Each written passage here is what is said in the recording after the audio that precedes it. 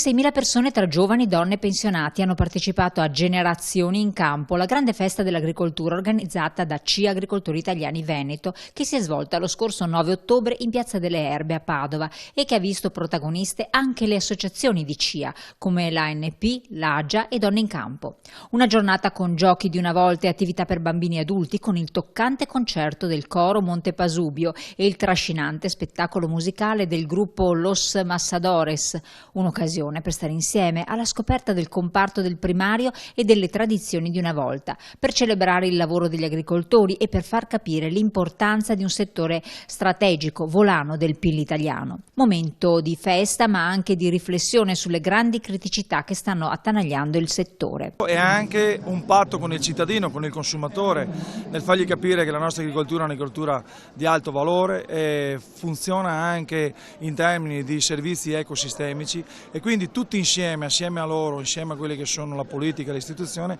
chiedere alla politica in generale, regionale ma anche nazionale, di prestare attenzione a questo momento drammatico che sta avvenendo nelle aziende nostre in particolare, ma soprattutto anche nelle case dei nostri cittadini. Siamo in un momento di forte contrazione economica e quindi è chiaro che il cittadino oggi si sta orientando verso i prodotti a basso valore, verso i prodotti sotto costo, probabilmente prodotti che non hanno la stessa garanzia di salubrità, di sanità che hanno le nostre eccellenze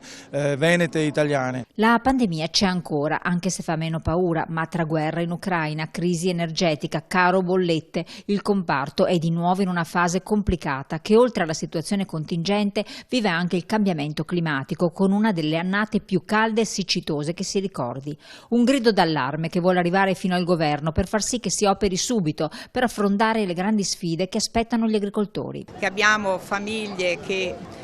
dove ci sono pensionati, noi la nostra azione forte è anche sulle pensioni minime e basse, che ci domandiamo come queste persone possono vivere con 500 euro, adesso le bollette sono triplicate, il riscaldamento, ma anche tutta una serie di cose, gli aumenti anche dei generi alimentari e quindi vogliamo dare voce a quelle persone. Per CIA Veneto dunque portare gli agricoltori in piazza e raccontare le loro difficoltà quotidiane vuol dire aprire una riflessione e rendere consapevoli tutti del loro ruolo nella società quali parte attiva, per far conoscere il giusto valore del loro lavoro, per essere sempre più protagonisti del territorio, della sua salvaguardia e mantenimento. Interlocutori poi per le istituzioni e per tutti i cittadini. Innanzitutto negli ultimi bandi dell'imprenditoria femminile le donne dell'agricoltura non sono mai rientrate in nessun bando, se non in una piccola percentuale della trasformazione. Ma le donne in agricoltura non sono solo donne multifunzionali, le donne in agricoltura hanno proprio vere imprese. Le problematiche del momento sono i costi troppo elevati e il reddito che non viene garantito a noi giovani,